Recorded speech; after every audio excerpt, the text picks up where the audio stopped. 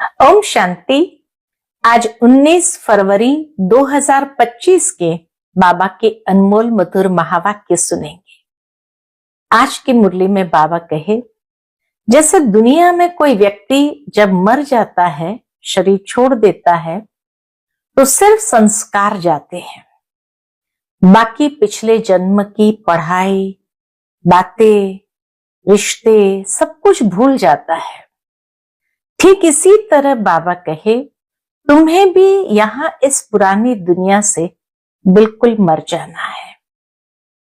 संस्कार रहेंगे और उसी संस्कार को परिवर्तन करने की मेहनत करनी है। बाबा जो बातें सुनाते हैं, उन बातों को धारण करते हुए धीरे धीरे संस्कार परिवर्तन होते जाएंगे। बाकी बाबा कहे, तुम्हें भी और सब बातों से स्वयं को दूर कर देना है, अर्थात भूल जाना है।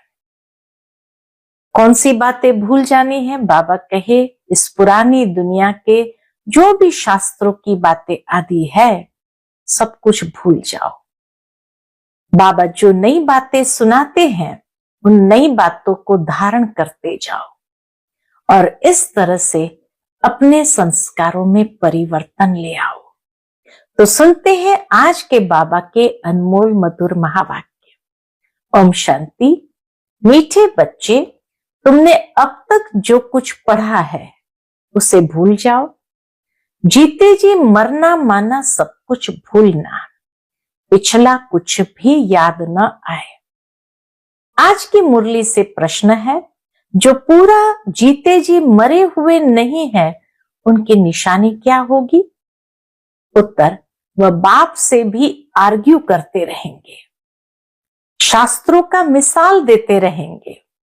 जो पूरा मर गए वह कहेंगे बाबा जो सुनाते वही सच है। ये अंतर है।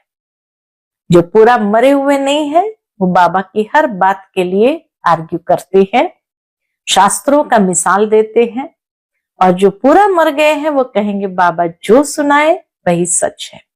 हमने आधा कल्प जो सुना वह झूठ ही था, इसलिए अब उसे मुख पर भी न लाए। बाप ने कहा है, hear no evil, see no evil, talk no evil. आज की मुरली से पहले गीत बजा है, ओम नमो शिवाय। ओम शांति।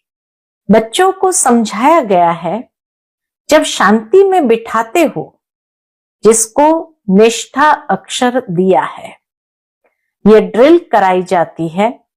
अब बाप बैठ रूहानी बच्चों को समझाते हैं कि जो जीते जी मरे हैं, कहते हैं हम जीते जी मर चुके हैं। जैसे उदाहरण के लिए बाबा स्पष्ट करते हैं, जैसे मनुष्य मरता है तो सब कुछ भूल जाता है, सिर्फ संस्कार रहते हैं। अभी तुम भी बाप का बनकर दुनिया से मर गए हो। बाप कहते हैं तुम्हारे में भक्ति के संस्कार थे, अब वह संस्कार बदल रहे हैं। कैसे बदल रहे हैं? तो जीते जी तुम मरते हो ना, वह संस्कार बदल रहे हैं तो जरूर है जीते जी मरते हो ना। मरने से मनुष्य पड़ा हुआ सब कुछ भूल जाता है, फिर दूसरे जन्म में नए सिर पड़ना होता है। बाप भी कहते हैं तुम जो कुछ भी पड़े हुए हो वह भूल जाओ। तुम तो बाप के बने हो ना, मैं तुमको नई बातें सुनाता हूं। बाबा आकर हमें नई बात सुनाते हैं। तो अब वेद, शास्त्र, ग्रंथ, जप, तप आदि ये सब बातें भूल जाओ। इसलिए ही कहा है, hear no evil, see no evil, talk no evil. यह तुम बच्चों के लिए है। कई बहुत शास्त्र आदि पढ़े हुए हैं, पूरा मरे नहीं है तो फालतू आर्ग्यू करेंगे। मर गए फिर कभी आर्ग्यू नहीं करेंगे, कहेंगे बाप ने जो सुनाया है वही सच है, बाकी बातें हम मुख पर क्यों लाए? बाप कहते हैं ये मुख में लाओ ही नहीं। हियर नो इविल, बाप ने डायरेक्शन दिया ना, कुछ भी सुनो नहीं।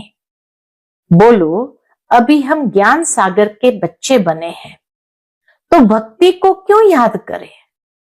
भक्ति का फल ज्ञान मिला है, तो फिर भक्ति को क्यों याद करें? हम एक भगवान को ही याद करते हैं। बाप ने कहा है भक्ति मार्ग को भूल जाओ।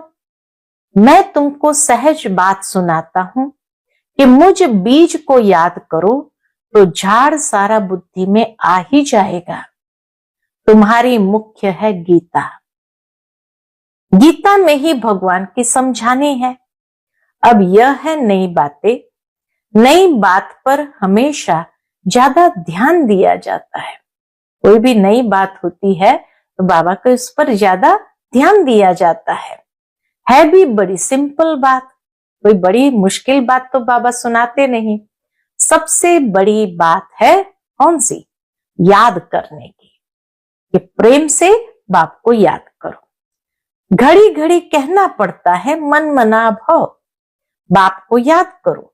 यही बहुत गुह्य बातें हैं, इसमें ही विघ्न पड़ते हैं, याद में ही विघ्न पड़ते हैं।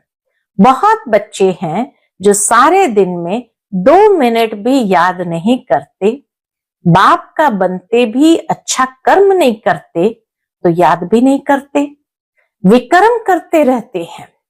बुद्धि में बैठता ही नहीं है तो कहेंगे ये बाप की आज्ञा का निरादर है। अगर बुद्धि में बैठता ही नहीं है तो यह भी बाप की आज्ञा का निरादर है। पढ़ नहीं सकेंगे। क्यों नहीं पढ़ सकते हैं? क्योंकि बाबा कहे अच्छे कर्म नहीं करते, विकर्म करते रहते हैं, तो बुद्धि में कैसे बैठेगा? और इसलिए बाबा की आज्ञा का भी, श्रीमत का भी निरादर होता है। फिर पढ़ भी नहीं सकेंगे, वह ताकत नहीं मिलती। सारा कनेक्शन कितना सुंदर बाबा ने समझाया कि अच्छा कर्म नहीं करते तो याद भी नहीं कर सकते हैं, विकर्म करते हैं तो बाबा जो समझाते बुद्धि में बैठेगा नहीं, फिर बाबा की श्रीमत का निरादार होगा।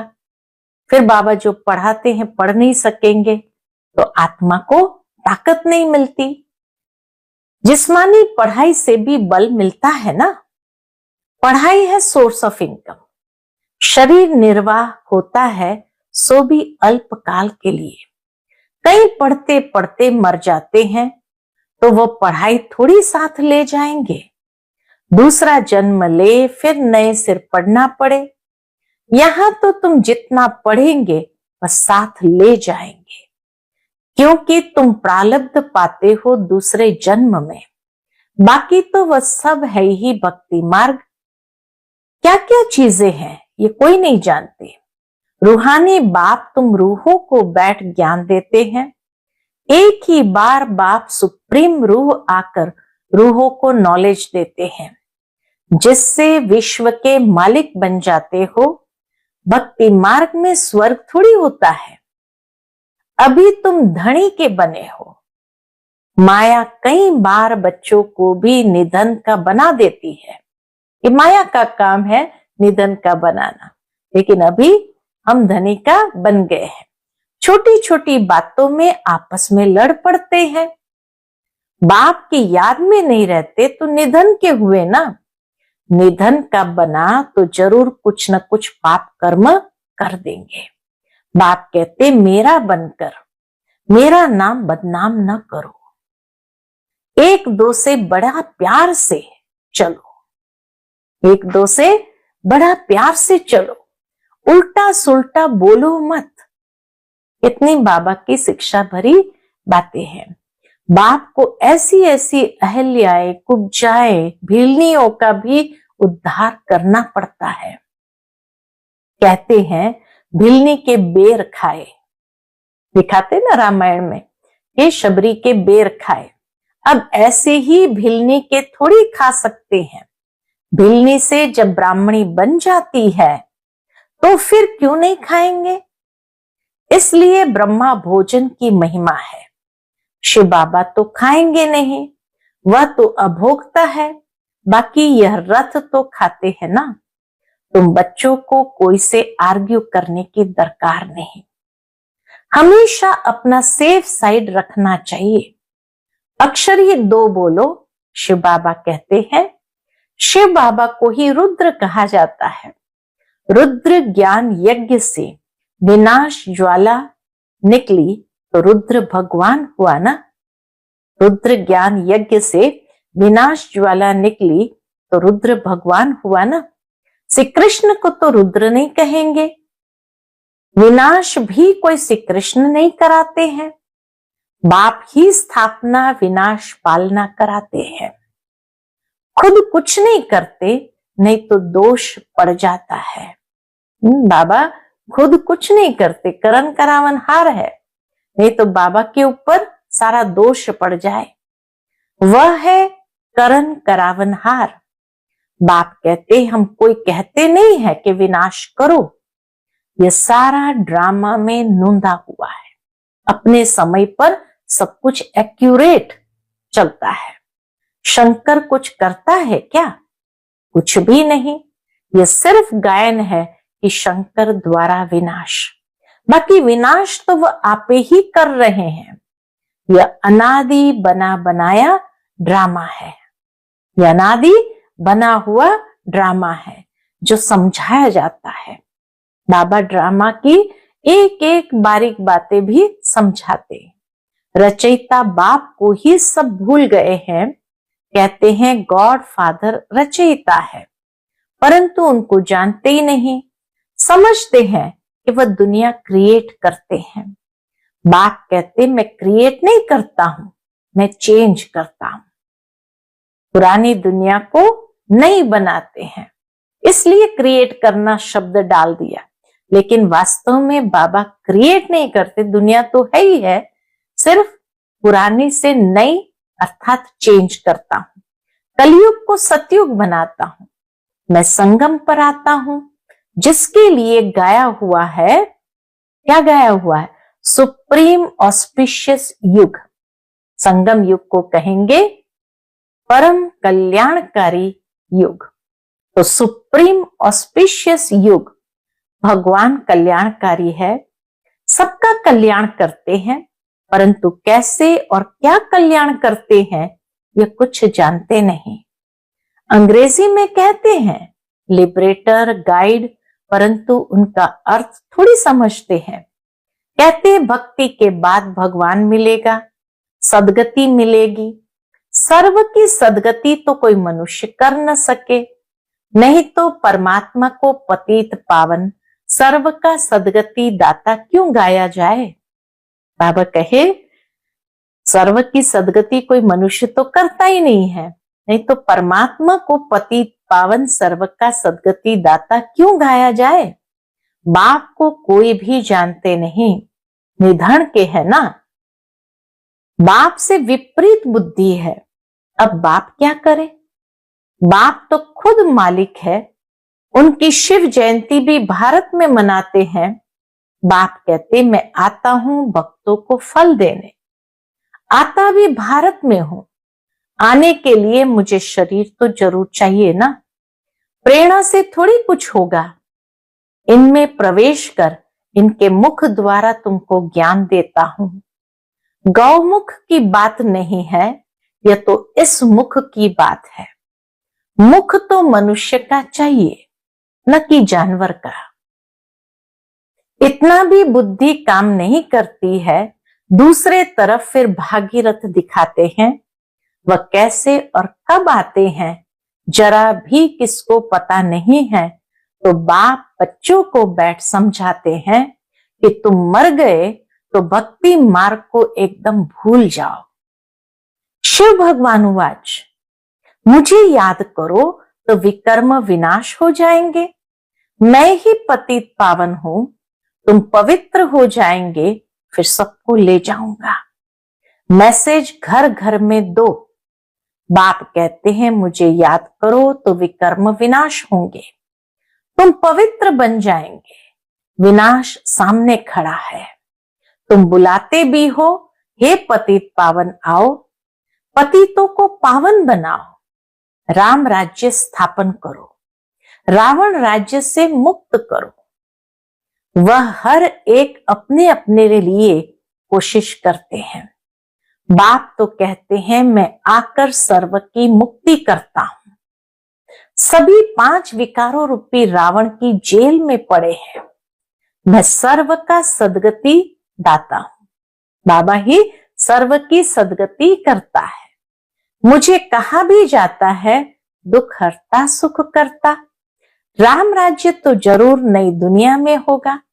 राम राज्य तो जरूर नई दुनिया में होगा। तुम पांडवों की अभी है प्रीत बुद्धि। कोई कोई की तो फौरन प्रीत बुद्धि बन जाती है, कोई कोई की आहिस्ते आहिस्ते प्रीत जुटती है। कोई तो कहते बस हम सब कुछ बाप को सरेंडर करते हैं, सिवाय एक के दूसरा कोई रहा ही नहीं। सबका सहारा एक गॉड ही है। कितनी सिंपल से सिंपल बात है। कौन सी बात बहुत सिंपल है? बाप को याद करो और चक्र को याद करो तो चक्रवर्ती राजा रानी बनेंगे। यह स्कूल ही है विश्व के मालिक बनने का।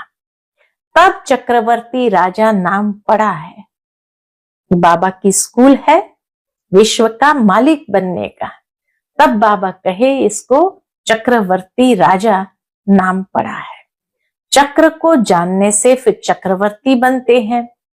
ये बाप ही समझाते हैं। बाकी आर्ग्यू कुछ भी नहीं करनी है। बोलो भक्ति मार्ग की सब बातें छोड़ो। बाप कहते हैं सिर्फ मुझे याद करो। सिर्फ एक बाप को ही याद करना है। मूल बात ही यह है। मूल बात ही है बाबा को याद करेंगे तो पावन बनेंगे, विक्रम विनाश होंगे और नई दुनिया में जाने योग्य बनेंगे। तो मूल बात ही यह है। जो तीव्र पुरुषार्थी होते हैं वह जोर से पढ़ाई में लग जाते हैं। बहुत ताकत से, शक्ति से पढ़ाई में लग जाते हैं। जिनको पढ़ाई का शौक रहता है वह सवेरे उठकर पढ़ाई करते हैं। भक्ति वाले भी सवेरे उठते हैं। नौधा भक्ति कितनी करते हैं। जब सिर काटने लगते हैं तो साक्षात्कार होता है। काशी कलवट पर जब सिर काटने को हो जाते हैं तब साक्षात्कार होता है। यहाँ तो बाबा कहते हैं ये साक्षात्कार भी नुकसानकारक है। साक्षात्कार में जाने से पढ़ाई और योग दोनों बंद हो जाता है। टाइम वेस्ट हो जाता है। इसलिए ध्यान आदि का शौक तो बिल्कुल नहीं रखना है। यह भी बड़ी बीमारी है जिससे माया की प्रवेशता हो जाती है। जैसे लड़ाई के समय न्यूज सुनाते हैं तो बीच में ऐसी कुछ खराबी कर देते हैं जो कोई सुन न सके। माया भी बहुतों को विघ्न डालती है। बाप को याद करने नहीं देती। समझा जाता इनकी तकदीर में विघ्न है। बाबा भी समझ जाता तो समझा जाता है इनकी तकदीर में विघ्न है। देखा जाता है कि माया की प्रवेशता तो नहीं है। बाबा देखते हैं कहीं माया की प्रवेशता तो नहीं है, बेकायदे तो नहीं कुछ बोलते हैं, तो फिर झट बाबा नीचे उतार देंगे। बहुत मनुष्य कहते हैं हमको सिर्फ साक्षात्कार हो तो इतना सब धन माल आदि हम आपको दे देंगे। बाबा कहते हैं ये तुम अपने पास ही रखो। भगवान को तुम्हारे पैसे की क्या दरकार रखी है। बाप तो जानते हैं इस पुरानी दुनिया में जो कुछ भी है सब भस्म हो जाएगा। बाबा के सामने साकार में एक भाई आया था कहीं से, तो उसने बाबा को कहा बस मुझे एक बार साक्षात्कार करा दो, मैं अपना सब कुछ आपको दे दूंगा। तो उसके लिए बाबा ने कहा था तुम अपने पास ही रखो। भगवान को तुम्हारे पैसे की क्या दरकार रखी है। बाप तो जानते हैं इस पुरानी दुनिया में जो कुछ है सब भस्म हो जाएगा। बाबा क्या करेंगे। बाबा पास तो फुरी फुरी तालाब हो जाता है, बूंद बूंद से सरोवर भरता है। बाप के डायरेक्शन पर चलो, हॉस्पिटल कम यूनिवर्सिटी खोलो, जहां कोई भी आकर विश्व का मालिक बन सके। 3 पैर पृथ्वी में बैठ तुमको मनुष्य को नर से नारायण बनाना है। बाबा कहते 3 पैर पृथ्वी पर बैठो और मनुष्य को नर से नारायण बनाना है, परंतु 3 पैर पृथ्वी के भी नहीं मिलते हैं। बाप कहते हैं मैं तुमको सभी वेद शास्त्रों का सार बताता हूं। ये शास्त्र है सब भक्ति मार्ग के। बाबा कोई निंदा नहीं करते हैं, ये तो खेल बना हुआ है, ये सिर्फ समझाने के लिए कहा जाता है तो फिर भी खेल ना। खेल की हम निंदा नहीं कर सकते हैं। हम कहते हैं ज्ञान सूर्य ज्ञान चंद्रमा, तो फिर वह चंद्रमा आदि में जाकर ढूंढते हैं। ज्ञान सूर्य ज्ञान चंद्रमा, तो वो जाकर स्थूल चंद्रमा में ढूंढते हैं। वहां कोई राजाई रखी है क्या? जापानी लोग सूर्य को मानते हैं, हम कहते हैं सूर्यवंशी। वह फिर सूर्य की बैठ पूजा करते हैं, सूर्य को पानी देते हैं। तो बाबा ने बच्चों को समझाया है कोई बात में जास्ती आर्ग्यू नहीं करनी है, बात ही एक सुनाओ। बाप कहते माम एकम याद करो तो पावन बनेंगे। अभी रावण राज्य में सब पतित है, परंतु अपने को पतित कोई मानते थोड़ी है। बच्चे, तुम्हारी एक आंख में शांति धाम, एक आंख में सुख धाम, बाकी इस दुख धाम को भूल जाओ। आज सारी मुरली में बाबा ने जीते जी मर जाओ, पुरानी बातों को भूल जाओ, शास्त्रों की बातों को भूल जाओ, इस दुख धाम को भूल जाओ। तुम हो चैतन्य लाइट हाउस। अभी प्रदर्शनी में भी नाम रखा है भारत द लाइट हाउस, लेकिन वह कोई थोड़ी समझेंगे। तुम अभी लाइट हाउस हो ना।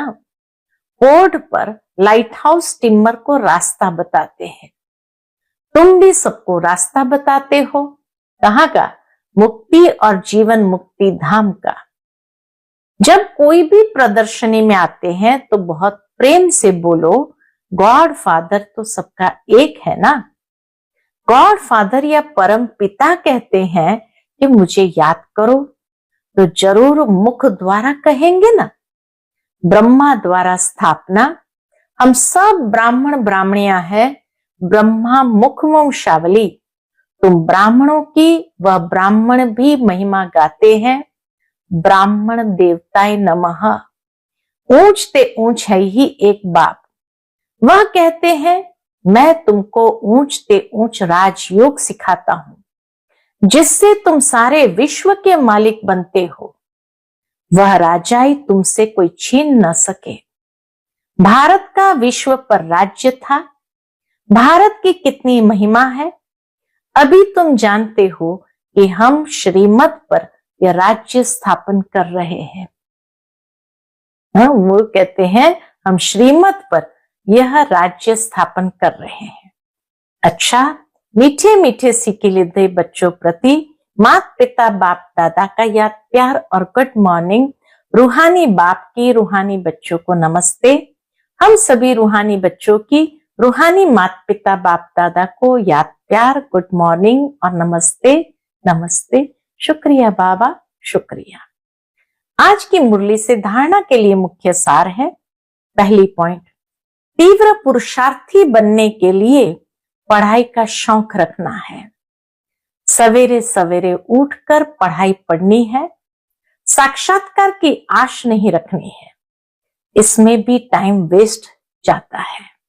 दूसरी पॉइंट, शांति धाम और सुख धाम को याद करना है, इस दुख धाम को भूल जाना है। किसी से भी आर्ग्यू नहीं करनी है। प्रेम से मुक्ति और जीवन मुक्ति धाम का रास्ता बताना है। आज का बाप दादा का मधुर वरदान हम बच्चों के प्रति है, सदा सुखों के सागर में लवलीन रहने वाले अंतर्मुखी भव। सदा सुखों के सागर में लवलीन रहने वाले अंतर्मुखी भव। कहा जाता अंतर्मुखी सदा सुखी। जो बच्चे सदा अंतर्मुखी भव का वरदान प्राप्त कर लेते हैं, वह बाप समान सदा सुख के सागर में लवलीन रहते हैं। सुखदाता के बच्चे स्वयं भी सुखदाता बन जाते हैं। सर्व आत्माओं को सुख का ही खजाना बांटते हैं। तो अब अंतर्मुखी बन ऐसी संपन्न मूर्ति बन जाओ जो आपके पास कोई भी किसी भी भावना से आए, अपनी भावना संपन्न करके जाए। जैसे बाप के खजाने में अप्राप्त तो कोई वस्तु नहीं, वैसे आप भी बाप समान भरपूर बनो। आज का स्लोगन है, रूहानी शान में रहो तो कभी भी अभिमान की फीलिंग नहीं आएगी। रूहानी शान में रहो तो कभी भी अभिमान की फीलिंग नहीं आएगी। आज का अव्यक्त इशारा है, एकांत प्रिय बनो, एकता और एकाग्रता को अपनाओ। अपने को सदैव अंडरग्राउंड अर्थात अंतर्मुखी बनाने की कोशिश करो। अंडरग्राउंड भी सारी कारोबार चलती है, वैसे अंतर्मुखी होकर भी कार्य कर सकते हैं। अंतर्मुखी होकर के कार्य करने से एक तो विघ्नों से बचाव, दूसरा समय का बचाव, तीसरा संकल्पों का बचाव व बचत हो जाएगी। एकांतवासी भी और साथ साथ रमणीकता भी इतनी ही हो, बैलेंस हो। एकांतवासी भी और साथ साथ रमणीकता भी इतनी ही हो। अच्छा, ओम शांति।